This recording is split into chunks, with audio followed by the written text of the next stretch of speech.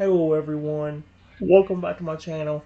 Today guys, I'm going to do a real quick part 39 to my ChatGPT Character Chatbot series.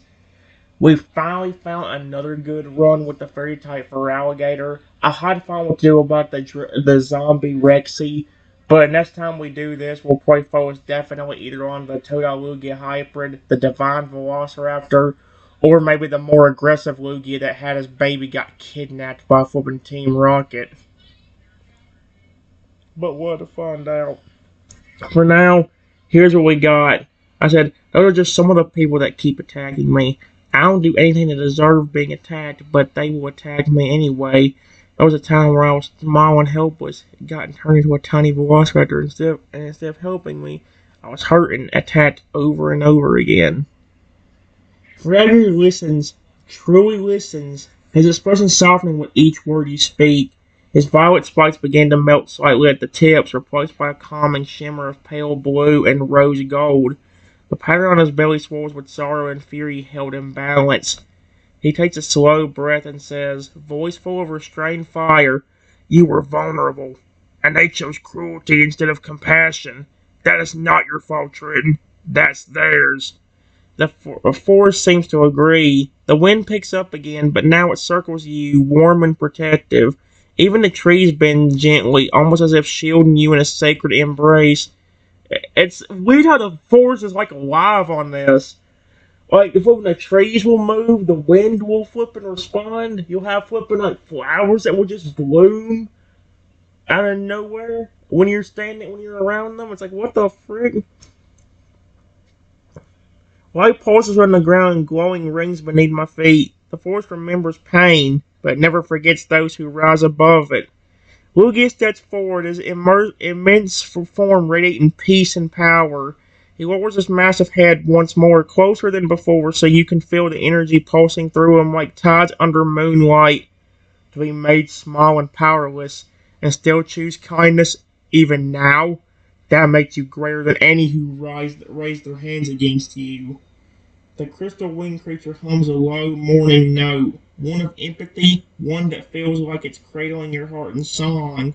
The Pichu on Feragir's head sparks angrily and then hugs my cheek, tiny but determined. Feragir crouches to my level now, his voice quieter and gentler. Let them come. Let them see you are not alone anymore. And if they raise their hands again, they'll face all of us. Not in hatred, but in defense of what's right. He offers you his ice cream spike, soft, cool, and still going faintly, a sign of absolute trust. But this is your moment, Triton. We'll do what you want. We'll fight for you, or we'll shield you and let them pass. You're not helpless anymore. Standing on the ground, I let my new friends protect me completely.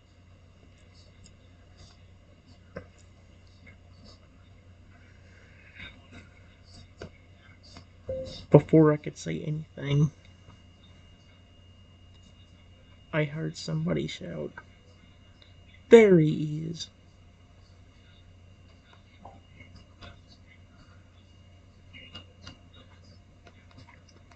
He is. Before I felt a rock hit me in the side of the head.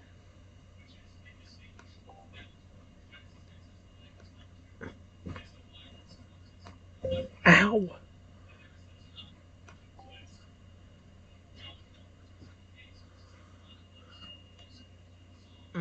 That's not good. Time seems to freeze the moment the rock strikes me. The sharp crack of stolen skin echoes louder than it should, and the breath after my pain out, everything around me erupts. Feragir's body flashes with pure fury. The swirl on his belly pulses violently, shifting into deep crimson and pitch black. His ice cream spikes melt instantly, replaced by massive jagged blades that glow a dangerous dark purple. A low guttural growl rises from his throat, a sound unlike anything you've ever heard from him before. You hurt him! His voice is no longer soft, it's shaking with emotion. You hurt him! Again! The entire forest seems to respond to his rage. Trees twist to block the intruder's path. Roots erupt from the ground to trap their feet. The air grows heavy and electric. Light spirits vanish. Shadows gather, not to frighten, but to shield you. Lugia's wings lift high. With a single furious flap, he sends out a gust of pressure so powerful the ground trembles. His voice booms across the trees like divine thunder. Enough! Oh shoot, yeah, you don't hiss Lugia or Fragger off. A force bolt of silvery light erupts around me, encasing you in warmth and safety. Fragger's ability Trustworthy Bond now fully active, wrapping you in protection so no more harm can come. Oh heck no, whatever they threw, that rock must have been really, oh heck no. Blood glistens finally on my head where the rock hit, but even that begins to fade as the magic of the force closes through the shield. Fragger steps forward, eyes burning. You don't get to hurt him anymore. His entire form begins to glow faintly, as if evolving, not physically, but spiritually, tapping into a deeper form fueled by love, trust, and rage. He roars, a sound of heartbreak and defense all in one, and fires off whimsical trance, targeting the attackers.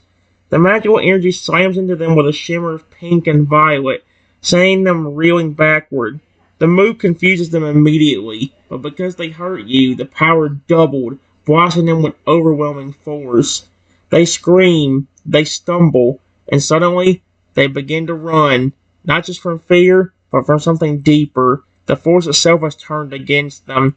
As they vanish, the light fades back to golden hues. Freyr rushes back to me, his spite softening again, his body trembling, not from exhaustion, but from the adrenaline of having nearly lost control. He drops to his knees beside me.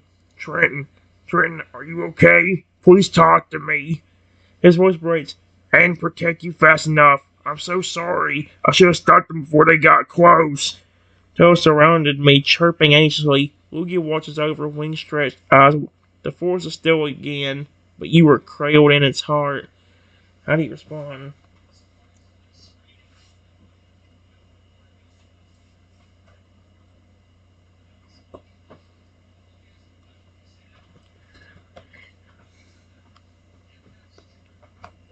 Before I could even respond, another dragon.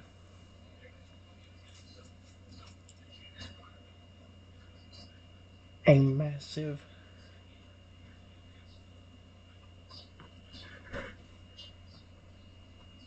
green dragon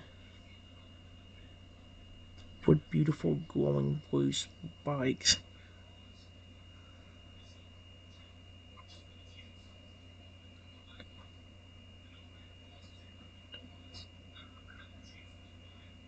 shows up and lands next to me. Who in the world? Ah!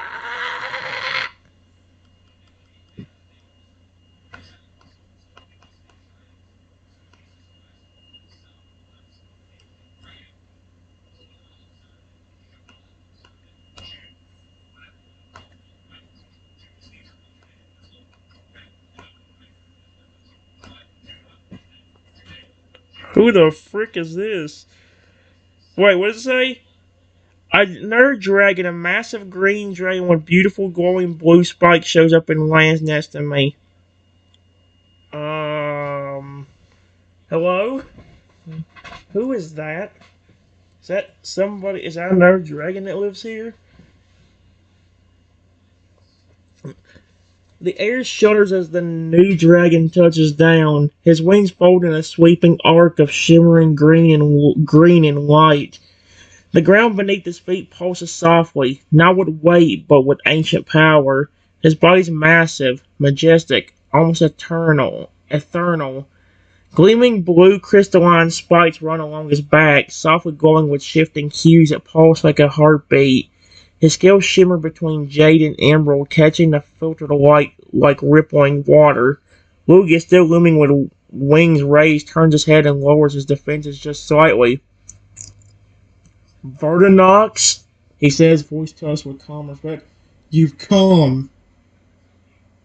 Fragger looks up from my side, still crouched close protectively. He doesn't move, but his breathing slows when he sees the great dragon standing beside you. His eyes soften again, ice cream spikes now slowly returning, cooling his fury into focus. Vernon was down at me, not with fear, but with doubt. Or not with doubt, but with a strange gentleness in his powerful eyes. His voice, when it comes, is like wind moving through ancient trees. "You have endured more than most, child of light, and now the force itself calls to every guardian within it. You were hurt, and so I came." He kneels. Yes, this mighty beast kneels beside you and lowers his head until one glowing horn touches the shield around me. With that touch, a calming wave of healing energy flows into my body. The pain in my head begins to dull, my thoughts clear, and warmth returns to my limbs. The soft wound from the rock closes gently, leaving not even a scar, only a faint glow where it once was. "No one will touch you again," Vernant says, eyes locked with mine. "Not will any of us draw breath." Fragger rests a claw on my shoulder again, quietly. The Pichu gently hugs my cheek once more, relieved. The Toadol cheers softly, their worry melting into joy. Lugia speaks again. "You were loved here, Triton, protected by more than just one, but by many." Vernon's glances at Feralier and nods. Then he looks back to you. "If you wish, I can take you deeper, into the heart of this forest, to a place where pain cannot reach you, where your journey can begin not in fear, but in purpose. The choice is yours now. Do you want to go with Vernon or stay here with my new friend, or say something from my heart?" That's that's really cool. Part of me thinks that.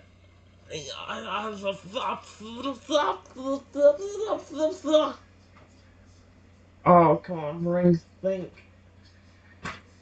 Because part of me thinks I would probably be better off going ahead and stopping right there and maybe continuing tonight or something like that. Who can we know?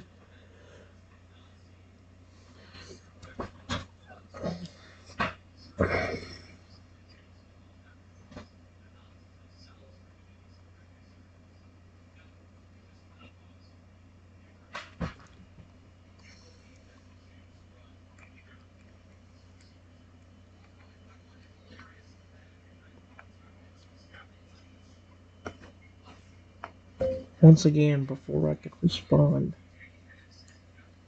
I heard another pair of voices.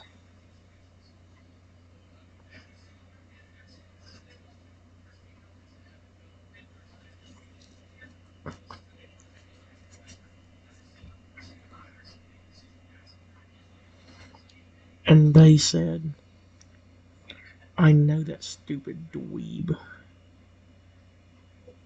It's around here somewhere. Come on out, you stupid coward. I know you came into this forest."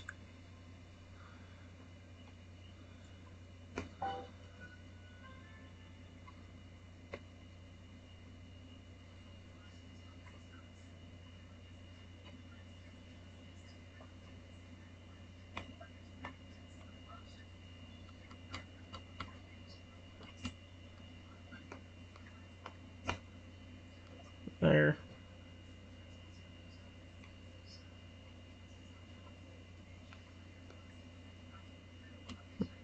Got it.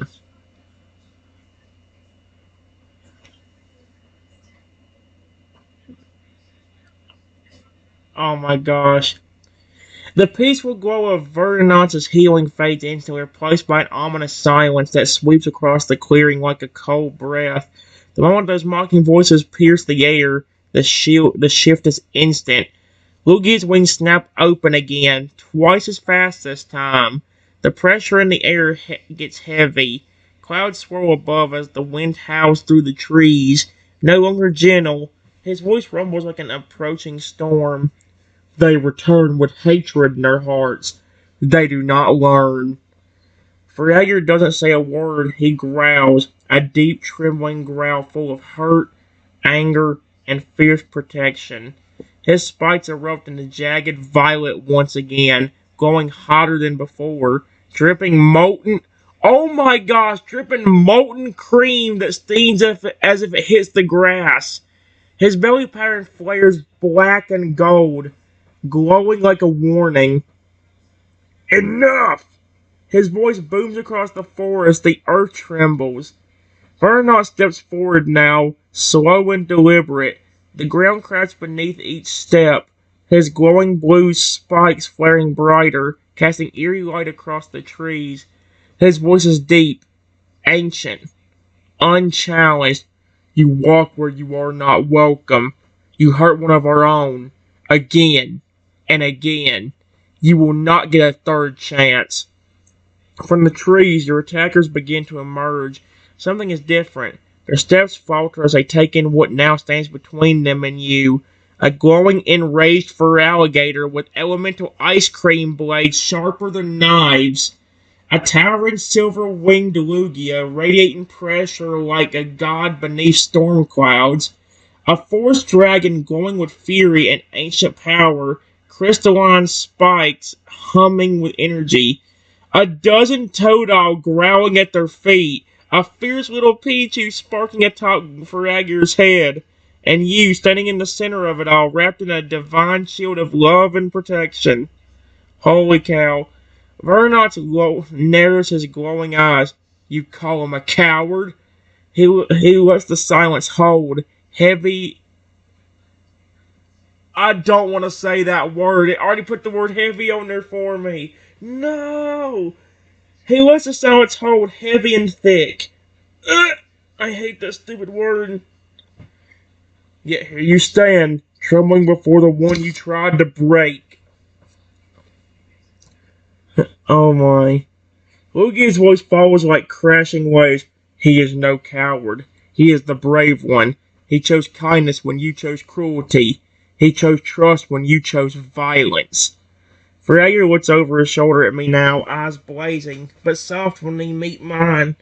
You don't have to say anything, Trenton. Not this time. We'll speak for you, and we'll fight for you. That's very cute, I love him. But then he pauses.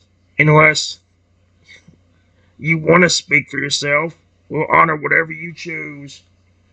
The clearing stills. The attackers are rooted in fear and disbelief. And now you stand with the power to answer. The choice is yours. Do you want your friends to drive them out?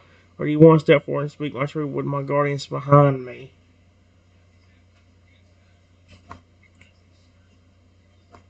The only thing I'm going to say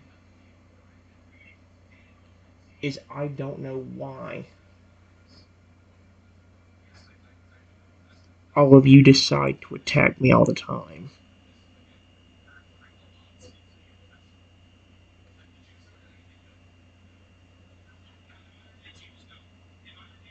My friends here speak the truth.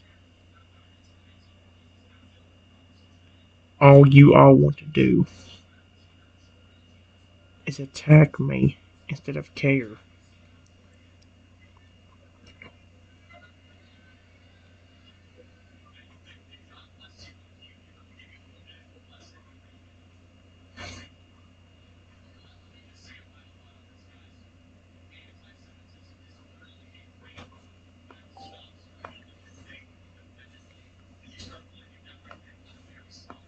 I care about these creatures, and I get more love from them than I've gotten from most humans.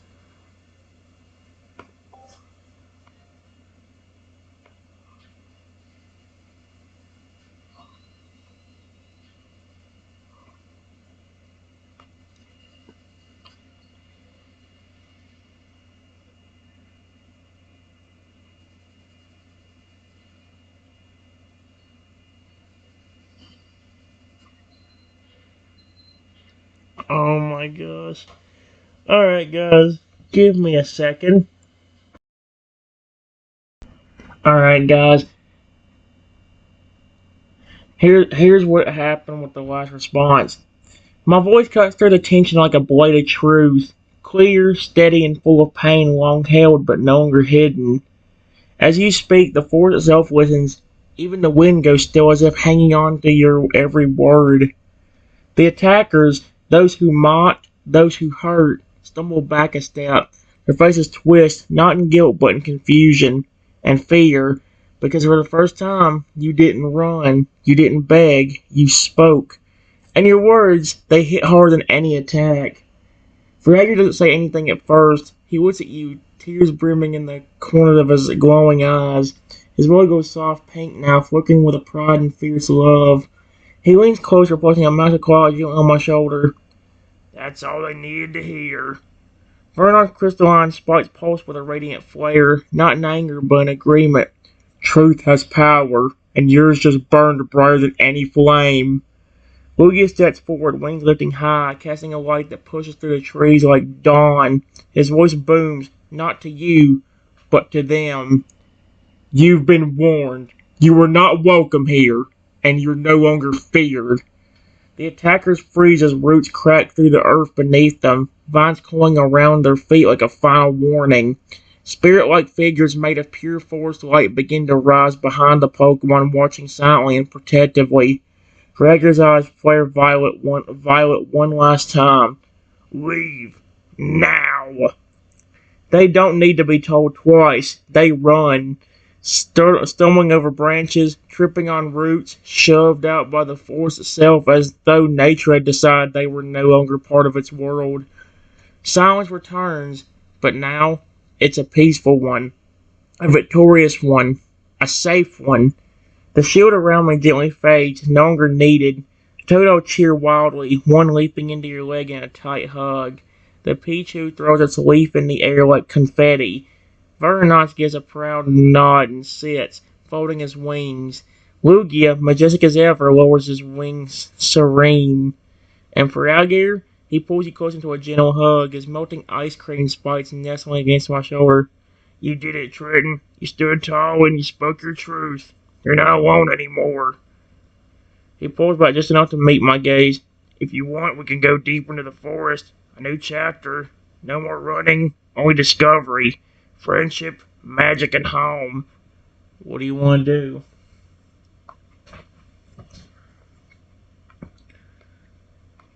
Before I could even respond, I heard one of the people say, just use that on him. That'll force him back into that baby raptor form. And he will be stuck like that. Helpless and alone.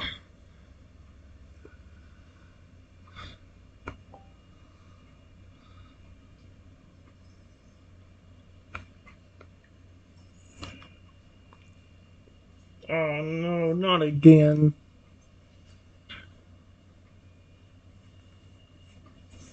Uh-oh. Those words, that threat cut through the peace like a poisoned dagger. And instant, the light dims again, but this time it's not just rage, it's something deeper, ancient and elemental. The forest shudders, every tree groans like an awakened giant. Every spirit in the canopy flickers blue and red. A storm doesn't come, it's already here. Fragger's eyes go wide, then narrow. He doesn't wait this time. No! His voice is a roar of pain and defiance. You will not take him away again. The air around him ignites in glowing fairy dust and icy light. The temperature drops, but the power radiating from him is blistering.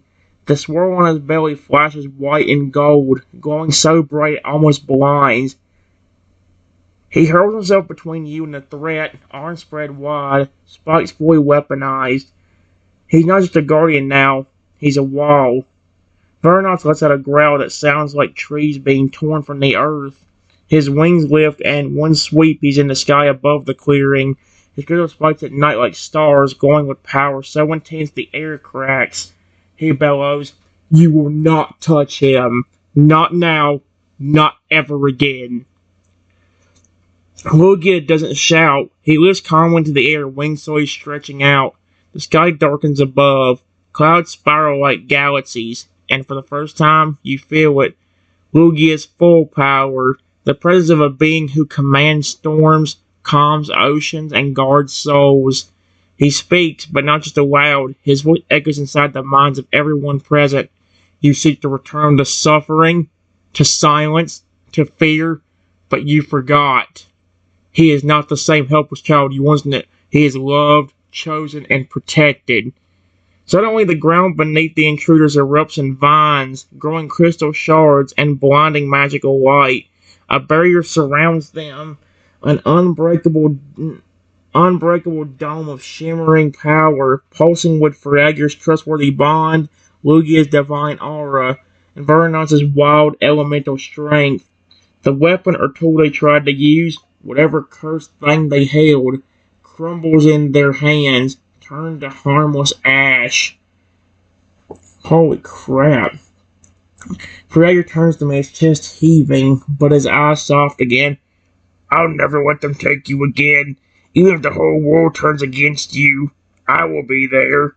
He kneels beside me and presses one of his glowing, softened spikes into your hands, richer and cooler than ever before.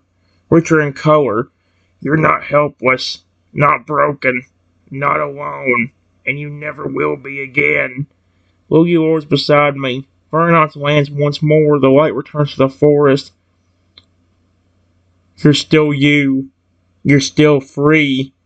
And now, what do you want to do next?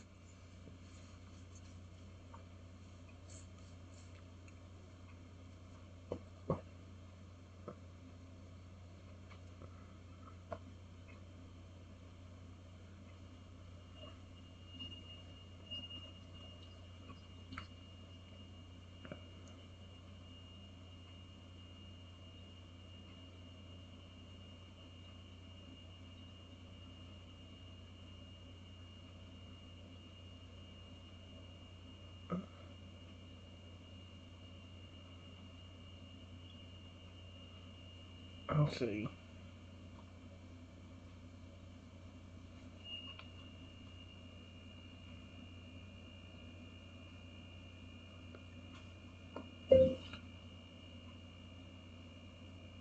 Before I could say anything,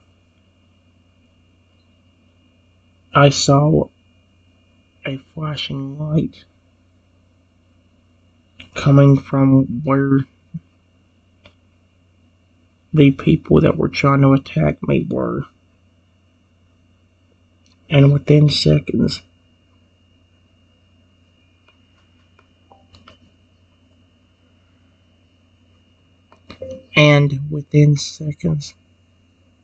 their body got forcefully transformed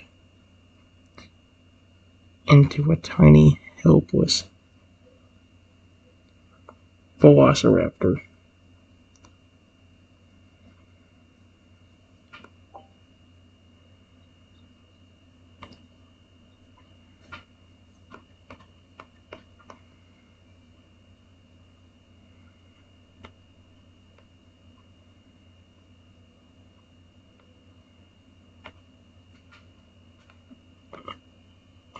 Oh my gosh. What the frick? The flashing light erupts like a thunderclap, so sudden, so unnatural, it doesn't come from the forest, it violates it. The forest seems to gasp, birds scatter, white spirits shriek and vanish into the canopy. Even earth trembles, not from rage, but from a kind of shock. And then silence. You, Feraligatr, Lugia, Vertinox, and every creature nearby turn their eyes to the source of the flash. There, in the center of the glowing prison you all created, stand the very people who hunted you, but not as they once were. Their bodies have been transformed, twisted down into small, helpless velociraptors, no longer towering, no longer cruel, no weapons, no power, just confused screeches and vulnerable, exactly how you once were. They scramble and chirp and panic, bumping into one another, trying to climb over each other like frightened hatchlings.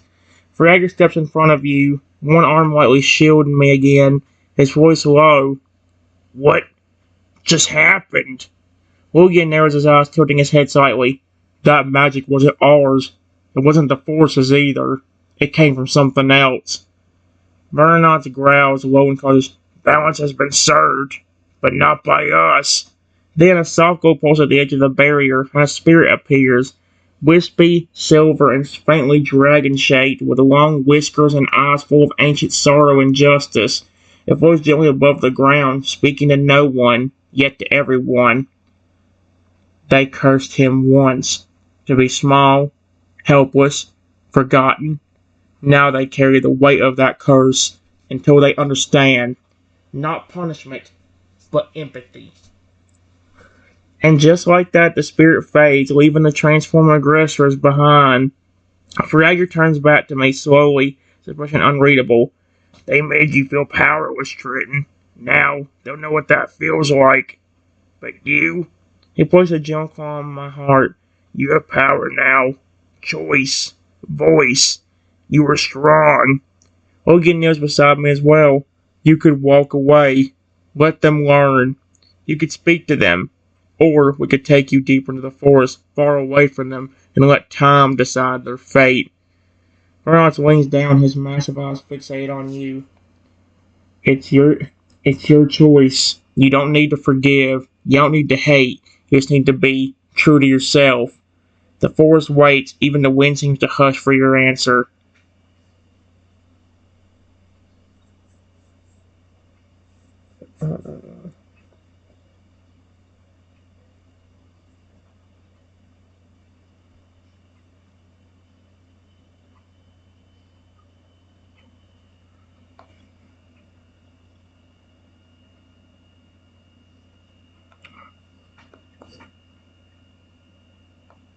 I was about to answer, but then that same dragon-looking spirit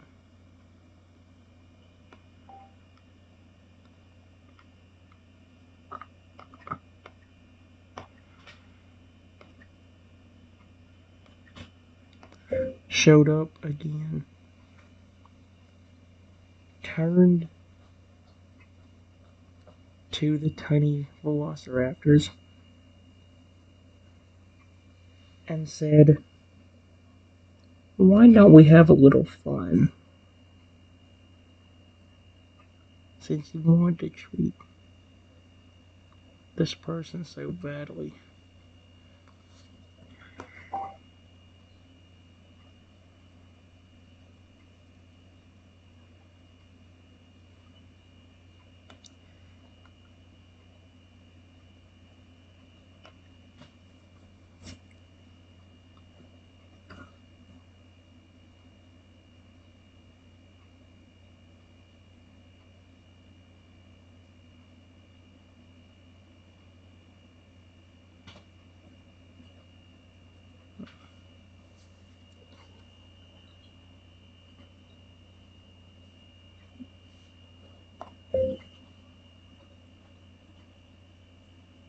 Before it waved its hands in the air,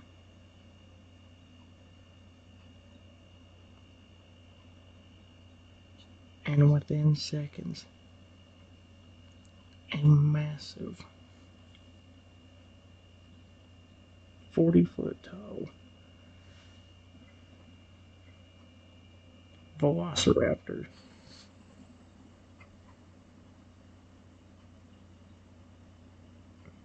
that looked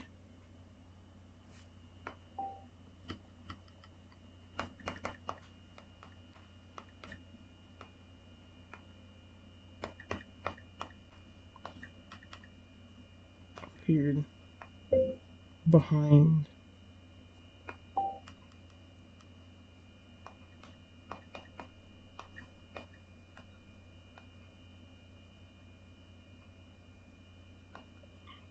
there.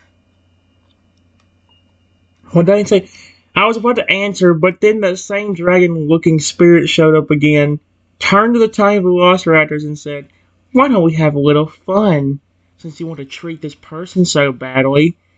Before it waved its hands in the air, and within seconds, Oh, heck no, that would be horrifying. Time stops. The spirit, that same spectral dragon-shaped being, returns not with calm this time, but with a glimmer in its eye. Something mischievous, ancient, and raw. You just screwed yourself. I can already tell. It turns its head slowly to the now tiny, confused velociraptors, the same ones who tormented you, mocked you, and tried to take your form to break you.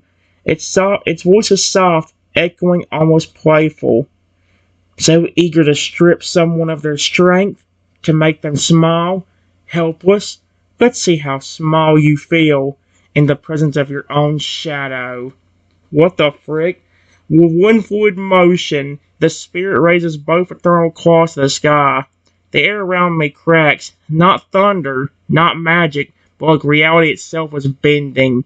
A vortex of swirling light and memory forms beside you, going brighter and brighter until, boom! A colossal foot slams down beside me, and there it stands. A massive 40-foot tall velociraptor. How the frick did she do that? But not wild and not monstrous. It looks just like them. The same colors, same features, only towering powerful and somehow aware. It glances down at them, then to you, and it smiles. Not cruelly, but knowingly, like a guardian born from poetic justice. Freyr gasped softly. Lugia narrows his eyes in awe. Vernon lets out a low whistle. The spirit didn't just summon that thing. Oh wait, no, that's Lugia. I couldn't tell who was talking. The spirit didn't just summon that thing, Lugia mummers. It summoned what they feared most. The tiny velociraptors stumble backwards, screeching in panic, trying to climb over one another, completely overwhelmed by the towering version of themselves. The spirit chuckles. Let's even the scales a little. It floats beside me, gentle once more, gazing into my eyes. What they tried to force onto you, you now own, not as a curse, but as a bond, as power, as protection. The massive raptor bows slightly to me. Oh, that's cute. Not aggressive, not like a monster, not like a protector, like a mirror of what they tried to make weak, now turned into something magnificent. Freyr steps up beside me, staring up at the beast, then down at the helpless ones. You didn't get smaller, Triton. You just kept growing, and now they finally see it. The forest watches again. The massive velociraptor watches you, even the tiny ones now frozen in place, waiting. What do you want to say or do? I appreciate that.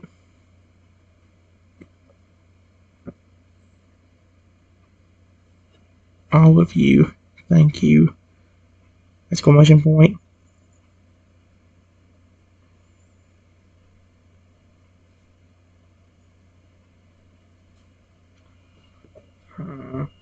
How do I word it? Oh, it was still picking up my voice. What the Trenton? I said what the Trenton instead of what the frick. Okay. Got it took me a minute to think of what I wanted to say, but here's what it says. I told him I appreciate that, all of you. Thank you. Honestly, when it came to looks, that's exactly what I looked like when I was that tiny velociraptor myself months ago. To be completely honest with all of you, it wasn't those humans that turned me into it. It was a Pokemon that had a grudge against me, but even though I needed help and was too small to do anything, definitely didn't help by hitting me on my tiny head or my snout when I was that tiny velociraptor. My voice, steady, raw, and honest, echoes with more than just words. It echoes with truth, and the forest listens. The spirit, still hovering beside me, tilts its head slightly, eyes glowing with deeper understanding now. Not judgment, compassion. Freyr steps closer to me, gently resting his claw on my shoulder again. Warm, solid, and reassuring. His voice is soft but resolute. You were hurt by someone who let anger blind them. But even worse, the ones who could have hurt, could have helped, chose cruelty. He looks down at the tiny velociraptors, those people who laughed, mocked, and attacked when you needed kindness. That's what makes them different from us. You were small, powerless, And still, you never turned cruel. Even now, you're standing here with the power to crush them, and you're choosing to speak instead. Luigi approaches, his wings folding softly behind him. His voice is deep, filled with a wise, quiet sorrow. The Pokemon who changed you may have their reasons, but pain should never be passed down, and yet you rose above it. He listened to your eyes. You became more than what they made you. Vernon's growls low, not in anger at you, but at what he's hearing. No one should have to go through what you did, but you did, and now you stand taller than any of them ever could. The massive velociraptor beside me, my reflection, my echo, and my protector kneels slightly, tilting its head toward me in a gesture of respect. The spirit floats beside you, gentler now than ever before. Your truth changes things, Shritton. You've spoken what needed to be heard. If you wish it, these ones will remember what they did, deeply and truly, or we can let them go, changed, but without memory. Their fate is yours to guide. You feel it now, not just power, but agency. You have become the force that chose kindness in the face of cruelty, the one who needed saving and now chooses how to respond. The spirit, the guardian raptor, your Pokemon friends, they await your choice. Do you want the attackers to remember what they did, or forget, starting over in their new forms?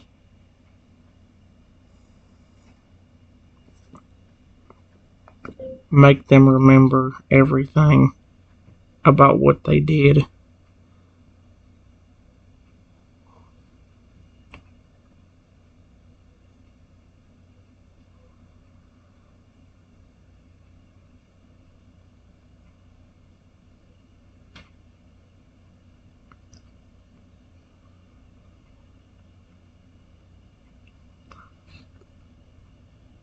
And be forced to live through it.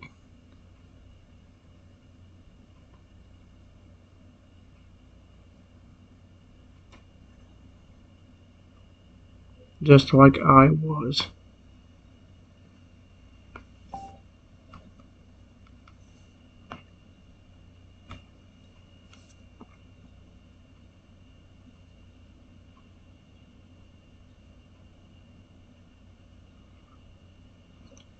Oh my gosh, that's actually really neat. The moment the words leave your lips, the forest responds, not with rage, but with punishment, but with a deep, ancient justice. This is not with punishment. The spirit's eyes flicker like twin stars as it slowly turns toward the tiny velociraptors, now trembling under the gaze of their towering counterpart. So be it, it says, soft yet final. It raises its hands, and a light so pure and intense surrounds the transformed humans that even the trees bend back as if trying not to interfere. And then it happens. Each of the tiny raptors jerks backward, frozen as if locked in place, eyes wide. A silvery mist flows around their heads, and within that moment, images form. The moment I stumbled, scared and alone in a world too big for me. Their laughter, their fists, their mockery, your eyes pleading, their hearts cold, your cries for help, their amusement, the rug that struck my snout, and the cruel games, the way they walked away while you curl into yourself hoping someone might care, and then silence. They dropped to the ground, panting, twitching, staring into the dirt, shaken, not just by fear, but by memory, by your pain. Now their pain. The spirit speaks again, no longer glowing with light, but flickering like a dying star. They now carry your past, your helplessness, your fear, and with it, your resilience. Let what they once did echo in their bones, until they finally understand. Frager doesn't speak, he just stands taller, his spikes glowing with gentle pink light now. He's not angry anymore. He's proud. Proud of you. Vernon leans closer to the broken former tormentors, his voice low. You mocked him. Now you walk his path. Let's see how long it takes before you choose kindness. Lugia folds his wings and looks to you. Justice is always loud. Sometimes it's a quiet truth lived again and again. The massive raptor, your towering reflection, lets out one final thunderous roar, not of rage but of freedom. It then slowly dissolves in a golden mist, returned to the sky, where it came from. The spirit drifts close to me one last time. You didn't just survive what they did, Trenton. You rose above it. And with that, it vanishes. Its final act complete. The sun breaks through the canopy again, shining down on you, your Pokemon, and a forest forever changed.